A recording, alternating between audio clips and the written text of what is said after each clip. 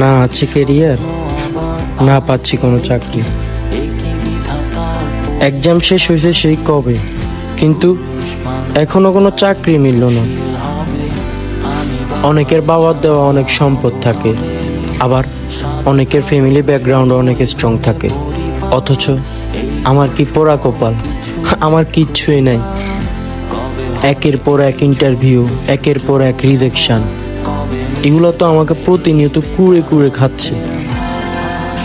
মানুষ তো আপনাকে জ্ঞান দিবে আর সান্ত্বনা দিবে, কিন্তু কখনো পাশে দাঁড়াবে না। আমি তো লড়াই করতেছি, কিন্তু কোনো উন্নতি হচ্ছে না। এখন মনে হচ্ছে সামনে যাই দেখি সব অন্ধকার লাগে। আমি কি তাহলে এই জীবন নামক যুদ্ধে হেরে যাচ্ছি? আমি কি সত্যিই আমার মায়ের গর্ভ সন্তান হতে পারবো না? কখনোই পারবো না। আমি কি আমার মায়ের গর্বের কারণ হতে পারবো না?